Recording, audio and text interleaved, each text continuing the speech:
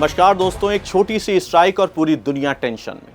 Flights reroute होने लगती है, ऑयल प्राइसेस स्पाइक करने लगते हैं, एम्बेसीज इमरजेंसी एडवाइजरीज जारी करती हैं और एक्सपर्ट अब एक ही सवाल पूछ रहे हैं, क्या ये सिर्फ एक रीजनल कॉन्फ्लिक्ट है या दुनिया एक और बड़े युद्ध की तरफ बढ़ रही है।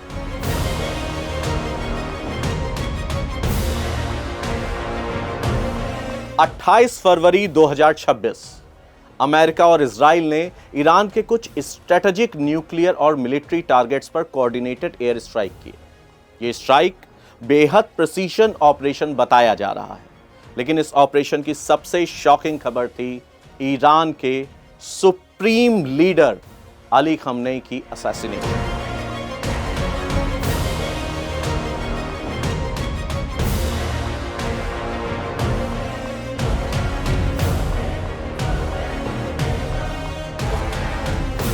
ईरान के लिए यह सिर्फ एक मिलिट्री लॉस नहीं था, यह उसके पॉलिटिकल और आइडियोलॉजिकल लीडरशिप पर सीधा सीधा हमला था और यहीं से शुरू हुआ ईरान का रिटेलिएशन। ईरान ने जल्द ही जवाब दिया। मिसाइल्स, ड्रोन्स लॉन्च कर दिए गए। टारगेट थे इजराइल और यूएस के मिलिट्री बेसिस। यहीं पर इंटरनेशनल इंटेलिजेंस एजेंसीज ने वार्निंग दी, सिचुएशन रैपिडली एस्केलेट हो सकती है। अब सबसे बड़ा सवाल यह है कि क्या यह कंट्रोल्ड एस्केलेशन है या एक मिसकैलकुलेटेड स्टेप जो चेन रिएक्शन की तरह ट्रिगर कर सकता है वर्ल्ड वॉर 3 को, क्योंकि हिस्ट्री हमें बताती है वर्ल्ड वॉर्स कभी भी फॉर्मली अनाउंस नहीं होते, ये धीरे धीरे एस्केलेट होते हैं। 1914 में भी शुरुआत एक असैसिनेशन से ही हुई थी और देखते देखते पूरी दुनिया फर्स्ट वर्ल्ड वॉर में खिंच गई। आज जियोपॉलिटिक्स कहीं ज्यादा इंटरकनेक्टेड है, इसलिए हर मिलिट्री एक्शन का ट्रिपल इफेक्ट होता है, कई देशों तक पहुंच सकता है। अब हम बात करते हैं यूरोप की।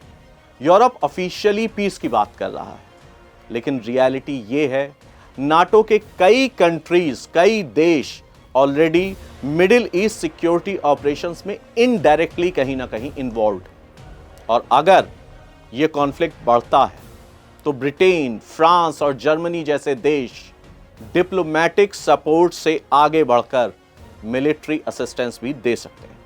और अगर नाटो अलायंस एक्टिवेट हो गया तो दोस्तों ये कॉन्फ्लिक्ट सिर्फ मिडिल ईस्ट तक सीमित नहीं रहेगा। अब आते हैं सबसे इंपॉर्टेंट ग्लोबल प्लेयर्स पर, चाइना और रशिया। रशिया हिस्टोरिकली ईरान के साथ क्लोज स्ट्रेटेजिक रिलेशनशिप रखता है। एनर्जी कोऑपरेशन, वेपन्स डील्स होती हैं और रीजनल इन्फ्लुएंस के कारण मॉस्को इस कॉन्फ्लिक्ट को क्लोजली वॉच कर रहा है। चाइना का इंटरेस्ट थोड़ा सा अलग है।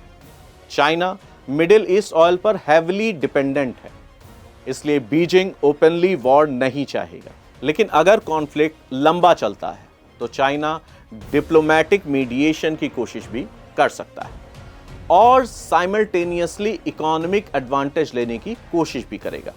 अब सवाल आता है इस पूरे कॉन्फ्लिक्ट का असर भारत पर क्या पड़ने वाला है। इंडिया के लिए मिडिल ईस्ट बेहद क्रिटिकल रीजन है, 3 बड़े कारणों से। पहला, एनर्जी सिक्योरिटी। इंडिया अपने ऑयल इंपोर्ट्स का बड़ा हिस्सा, काफी बड़ा हिस्सा गल्फ रीजन से लेता है। अगर ऑयल सप्लाई डिस्टर्ब हुई तो पेट्रोल, डीजल की कीमतें आसमान छुएंगी। यहीं दूसरा, इंडियन डिस्पोरा। मिडिल ईस्ट में करीब 80 लाख से भी ज्यादा इंडियंस काम करते हैं। अगर कॉन्फ्लिक्ट बढ़ता है तो इवैक्यूएशन ऑपरेशंस की जरूरत पड़ सकती है। और वहीं पर तीसरा, ट्रेड रूट्स। होर्मुज़ स्ट्रेट दुनिया के सबसे क्रिटिकल ऑयल रूट्स में से एक है। अगर यहां टेंशन बढ़ जाती है तो ग्लोबल शिपिंग और ट्रेड पर सीधा असर पड़ेगा। अब आगे क्या हो सकता है, इसमें एक्सपर्ट 3 सिनेरियो की बात करते हैं। पहला, कंट्रोल्ड एस्केलेशन। कुछ मिसाइल स्ट्राइक्स होंगी, कुछ डिप्लोमेटिक निगोसिएशंस होंगे और फिर धीरे धीरे टेंशंस कम हो जाएंगी। यहीं पर दूसरा सिनेरियो है एक रीजनल वॉर एक्टिवेट हो जाना। ईरान, इजराइल, यूएस और मिडिल ईस्ट के कई अलाइज डायरेक्टली कॉन्फ्लिक्ट्स में शामिल हो जाएंगे। और तीसरा, ग्लोबल पोलराइजेशन। मेजर पावर्स अलग अलग साइड्स ले लें, और कॉन्फ्लिक्ट एक जियोपॉलिटिकल स्टैंड ऑफ में कन्वर्ट हो जाए। अभी तक ये कॉन्फ्लिक्ट पूरी तरह ग्लोबल वॉर में नहीं बना है, लेकिन टेंशन क्लियरली बढ़ रही है, साफ दिखाई दे रही है। मिलिट्री डिप्लॉयमेंट्स बढ़ रहे हैं, डिप्लोमेटिक स्टेटमेंट्स और अग्रेसिव होते चले जा रहे हैं, और हिस्ट्री हमें यही सिखाती है कि सबसे बड़े कॉन्फ्लिक्ट्स अक्सर छोटे छोटे ट्रिगर से शुरू होते हैं। इसलिए दुनिया की नजर अभी मिडिल ईस्ट पर टिकी हुई है, क्योंकि जियोपॉलिटिक्स में एक डिसीजन पूरी दुनिया की डायरेक्शन बदल सकता है। नमस्कार।